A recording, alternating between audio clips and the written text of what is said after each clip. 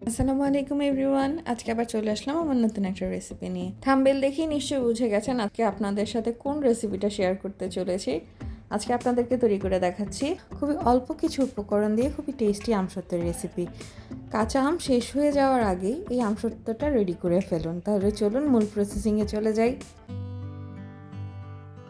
আমসত্ত্ব তৈরি করার জন্য আমি ফ্রেশ কাঁচা আম নিয়ে নিয়েছি। এখানে প্রায় 5 কেজি পরিমাণ কাঁচা আম আছে। আমি একটু দেখিয়ে দিচ্ছি, এরকম ফ্রেশ কাঁচা আম ব্যবহার করলেই আমসত্ত্বর টেস্টটা খুবই ভালো আসবে। আমি এখন কাঁচা আমগুলোকে ছিলে সিদ্ধ করার জন্য প্রসেসিং করে নেব। দেখে নিন, আমি এরকম লম্বা লম্বা টুকরা করে নিয়েছি যাতে আমগুলো খুবই দ্রুত সিদ্ধ হতে পারে। সেই কারণে যদি আপনারা চান যে বড় বড় চান্স করে সিদ্ধ করবেন, তাহলে আপনাদের প্রেফারেন্স অনুযায়ী আপনারা কেটে নেবেন। আমি এখানে 1 কাপ পরিমাণ পানি অ্যাড করে দিচ্ছি এবং ঢাকা দিয়ে চুলার মিডিয়াম ফ্লেমে চুলাতে বসিয়ে দিচ্ছি আমগুলো সিদ্ধ হওয়ার জন্য। প্রায় 2-3 মিনিট পর এখন ঢাকাটা তুলে নিচ্ছি। দেখতেই পাচ্ছেন পানিটাতে অলরেডি বলক চলে এসেছে। এখন একটু ভালোভাবে আমগুলোকে উল্টে পাল্টে নেব যাতে সব দিকে আমগুলো সমানভাবে সিদ্ধ হতে পারে। আপনারা চাইলে আমগুলোকে প্রেসার কুকারেও সিদ্ধ করে নিতে পারেন। আমি এখন আমগুলোকে ভালোভাবে উল্টে পাল্টে নিয়েছি, আবারও ঢেকে দেব এবং সিদ্ধ করে নেব ভালোভাবে আমগুলো গলে যাওয়া পর্যন্ত। আবারও 2-3 মিনিট পর আমি ঢাকাটা তুলে নিচ্ছি। আমটা যাতে ভালোভাবে সিদ্ধ হতে পারে সে কারণে আমি এখানে 1/2 চা চামচ পরিমাণ লবণ অ্যাড করে দিচ্ছি। যেহেতু আমি পরবর্তীতে লবণটা টেস্ট অনুযায়ী অ্যাড করব, তাই এখন অল্প করে অ্যাড করছি যাতে আমটা ভালো করে সিদ্ধ হতে পারে সেই কারণে। লবণটাকে একটু ভালো করে আমের সাথে মিশিয়ে দিচ্ছি। এ পর্যায়ে পানির পরিমাণটা আমার কাছে একটু কম মনে হচ্ছে। এখানে আমি আরও 1 কাপ পরিমাণ পানি অ্যাড করে নিয়েছি। আরও 1 কাপ পরিমাণ পানি অ্যাড করে আমটাকে ভালোভাবে গলিয়ে সিদ্ধ করে নিয়েছি। এখন সিদ্ধ করা আমগুলোকে একটু স্প্যাচুলার সাহায্যে আমি একটু ম্যাশ করে নেওয়ার চেষ্টা করছি। আপনারা চাইলে পটেটো ম্যাশার দিয়েও এই কাজটা করে নিতে পারেন। আমি একটা ডাল ঘুটনির সাহায্যে এখন এই আমগুলোকে একটু ভালো করে ম্যাশ করে নেব।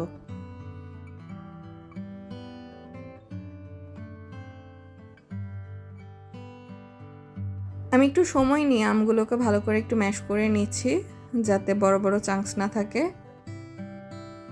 ভালো করে ম্যাশ করে আমরা চুলা থেকে নামিয়ে এই আমের পাল্পগুলোকে, সিদ্ধ পাল্পগুলোকে আমরা ছেঁকে নেব ছাঁকনির সাহায্যে। কারণ আমি আজকে যেই আমটা ইউজ করছি সেই আমটাতে যথেষ্ট পরিমাণ আঁশ ছিল। সে কারণে যদি ছেঁকে না নেওয়া হয়, চেলে না নেওয়া হয়, তাহলে হচ্ছে আমসত্ত্বটা একটুও ভালো হবে না। সে কারণে আমি একটু চেলে নিচ্ছি। আপনাদের আমগুলো যদি দেখেন যে আঁশবিহীন আম, তাহলে খুবই ভালো হয়। আপনারা চেষ্টা করবেন আঁশবিহীন আম দিয়ে আমসত্ত্বটা তৈরি করতে। কিন্তু আমি ওই যে খুঁজে পাইনি বাজারে, আঁশযুক্ত আমটাই পেয়েছি, সে কারণে সেই আমটা দিয়ে তৈরি করা। আমি চুলা থেকে অলরেডি নামিয়ে নিয়েছি আমের পাল্পগুলোকে। আমি আর একটু ভালো করে ম্যাশ করার জন্য চুলা থেকে নামিয়েও ম্যাশ করে নিলাম ডাল ঘুটনিটার সাহায্যে। এখন আমি হচ্ছে একটা স্টেনলেস স্টিলের ছাঁকনি নিয়ে নিব এই আমের পাল্পগুলোকে ছেঁকে নেওয়ার জন্য। আমি এরকম বড় ছিদ্রযুক্ত একটা চালনি নিয়ে নিয়েছি আমটাকে ছেঁকে নেওয়ার জন্য। আপনারা বাসায় যদি প্লাস্টিকের বড় ছিদ্রযুক্ত চালনি থাকে সেটা দিয়েও আপনারা আমগুলোকে এভাবে ছেঁকে নিতে পারেন। এখানে আমগুলোকে ছেঁকে নেওয়ার জন্য এক্সট্রা কোনো পানি ব্যবহার করার দরকার নেই, কারণ আমাদের পাল্পটা যত গাঢ় হবে ততই আমরা হচ্ছে তাড়াতাড়ি আমসত্ত্বের মিশ্রণটা তৈরি করে ফেলতে পারবো। এভাবে করে সম্পূর্ণ আমের পাল্পটা আমি আলাদা করে নিচ্ছি। এই যে আমার সম্পূর্ণ আমের পাল্পটা আলাদা করা হয়ে গেছে। এখন আমি এখানে পরিমাণ মতো চিনি অ্যাড করে দেব। আমি প্রথমে এই পাল্পটাকে একটা কড়াইয়ে নিয়ে নিচ্ছি, যেই কড়াইটাতে আমি আমসত্ত্বের মিশ্রণটা তৈরি করব। সম্পূর্ণ আমের পাল্পটাই আমি কড়াইতে ঢেলে নিচ্ছি। এখন আমি এখানে চিনি অ্যাড করে দেব। চুলাতে বসানোর আগে আমি চিনিটা অ্যাড করে ভালো করে একটু মিক্স করে নেব, তাই প্রথমে চিনিটা অ্যাড করে দিচ্ছি। আমি এখানে মোট 2.5 কাপ চিনি ব্যবহার করব। প্রথমে 2 কাপ দিয়ে দিচ্ছি, তারপরে বাকি 1/2 কাপ অ্যাড করে দেব। আমি আজকে যে আমটা ব্যবহার করছি সেটা তুলনামূলক একটু টক কম, আর আমি আজকে যেহেতু মিষ্টি আমসত্ত্বটা তৈরি করছি তাই চিনির পরিমাণটা একটু বেশি অ্যাড করছি। আমি যে পরিমাণ আম আজকে ব্যবহার করছি 4.5 কেজির মতো আম ছিল কাঁচা আম, সেই পাল্পটাতে আমি হচ্ছে এখানে 2.5 কাপ পরিমাণ চিনি অ্যাড করেছি। আপনারা যদি আমের টক বেশি হয় তাহলে চিনির পরিমাণটা বাড়িয়ে দিবেন, অথবা আপনারা যদি মিষ্টির পরিমাণটা কম খেতে চান তাহলে মিষ্টিটা কমিয়ে দেবেন। আমি মোট 2.5 কাপ চিনি এখানে ব্যবহার করছি। খুব ভালো করে মিশিয়ে নিয়েছি। এখন আমরা হচ্ছে এই মিশ্রণটাকে চুলাতে বসিয়ে দেব।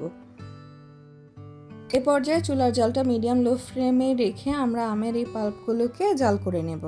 যখন হালকা বুদবুদ চলে আসবে, মানে বলক চলে আসবে আমের মিশ্রণটাতে, তখন আমরা এখানে আরও কিছু ইনগ্রিডিয়েন্টস অ্যাড করে দেব। প্রথমে দিয়ে দেব স্বাদমতো লবণ। আমি যেহেতু আগে লবণ অ্যাড করেছিলাম, তো এখানে পরিমাণটা বুঝে দিতে হবে। এখন দিয়ে দিচ্ছি 1 টেবিল চামচ পরিমাণ বিট লবণ এবং দিয়ে দিচ্ছি 1 টেবিল চামচ পরিমাণ লাল মরিচের গুঁড়ো। আমি ঝালটা একটু কম পছন্দ করি আমসত্ত্বতে, তাই লাল মরিচের গুঁড়োটা একটু কম দিচ্ছি। আপনারা যদি ঝাল মশলা একটু বেশি পছন্দ করেন তাহলে আপনারা এখানে চিলি ফ্লেক্স দিতে পারেন। ভালো করে একটু সব কিছু মিশিয়ে নিচ্ছি। আপনারা যদি 5 ফোড়ন পছন্দ করেন তাহলে এই পর্যায়ে 1 টেবিল চামচ 5 ফোড়নের গুঁড়াও এখানে অ্যাড করতে পারেন, কিন্তু আমি আসলে আমসত্ত্বতে 5 ফোড়নের ফ্লেভারটা পছন্দ করি না, সে কারণে অ্যাড করলাম না। আমার আমসত্ত্বর মিশ্রণে সব কিছু দেওয়া শেষ, সব ধরনের মশলা দেওয়া শেষ। এখন শুধু ভালো করে একটু জাল করে নিলেই হবে। যেহেতু আমটা সিদ্ধ করার সময় আমি পানি কম দিয়েছি, তাই এটা আর বেশি সময় জাল করে নেওয়ার কোনো প্রয়োজন নেই। এটা অলরেডি অনেকটাই ঠিক আছে। ভালোভাবে বলক চলে এসেছে আমসত্ত্বের মিশ্রণে। আমি স্প্যাচুলার সাহায্যে দেখিয়ে দিচ্ছি এটা কেমন থিকনেসে হবে। এই পরিমাণ থিকনেসে যখন চলে আসবে তখন বুঝতে পারবেন যে আপনাদের আমসত্ত্বের মিশ্রণটা তৈরি হয়ে গেছে। এখন আমরা চুলা থেকে আমসত্ত্বের মিশ্রণটা নামিয়ে প্লেটে এগুলো শুকা দেওয়ার জন্য রেডি করে নিচ্ছি।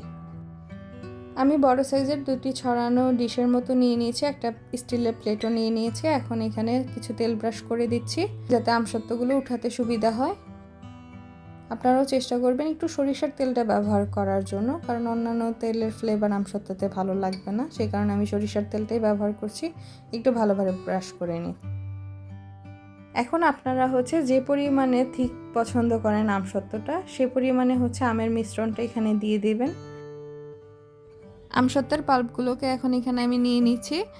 আমি একটু থিক লেয়ার পছন্দ করি দেখে আমি একটু বেশি পরিমাণে এই মিশ্রণটা দিচ্ছি। আপনারা যদি পাতলা পছন্দ করেন তাহলে অল্প পরিমাণ দিয়ে আমসত্ত্বগুলো তৈরি করে নেবেন। এখন আমি একটা স্প্যাচুলার সাহায্যে এই আমসত্ত্বের উপরিভাগটাকে একটু সমান করে দিব যাতে দেখতে সুন্দর হয়।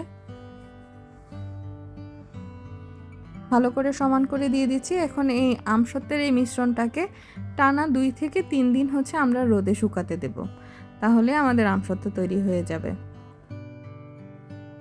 আমি টানা 2 দিন প্রপার রোদে আমসত্ত্বগুলোকে শুকিয়ে নিয়েছি। কাঁচা আমের আমসত্ত্বগুলো তৈরি হয়ে গেছে। খুবই সুন্দর একটা কালার চলে এসেছে আমসত্ত্বর গায়ে। অনেকেই রোদে দেওয়াটা ঝামেলা মনে করেন, তারা চুলার নিচে দিয়েও শুকিয়ে নিতে পারেন, কিন্তু রোদে দিলে আমসত্ত্বটা যেরকম একটা টেস্ট আসে সেটা আপনারা কখনোই ওভেনে বা চুলাতে নিচে রেখে শুকালে সেই টেস্টটা পাবেন না। সেই কারণে প্রপার আমসত্ত্বর টেস্ট পেতে হলে আপনাদেরকে রোদে শুকিয়ে তৈরি করে নিতে হবে। আমার কাঁচা আমের আমসত্ত্ব তৈরি হয়ে গেছে। আমি 1 পিস আমসত্ত্ব আপনাদেরকে দেখে দিচ্ছি কতটা ঠিক হয়েছে। আমি চেষ্টা করেছি খুবই সহজ কিছু উপকরণ দিয়ে কিভাবে প্রপারলি আপনারা আমসত্ত্ব তৈরি করতে পারবেন, স্টেপ বাই স্টেপ সেটাই দেখানোর জন্য। ভিডিওটা যদি আপনাদের ভালো লাগে ভিডিওটাকে লাইক করবেন, আপনার ফ্রেন্ডস অ্যান্ড ফ্যামিলির সাথে শেয়ার করবেন, আর আমাদের চ্যানেলটা সাবস্ক্রাইব করে আরও এরকম নিত্য নতুন রেসিপির জন্য আমাদের পাশেই থাকবেন। তাহলে আজকের মতো বিদায় নিচ্ছি। আল্লাহ হাফেজ।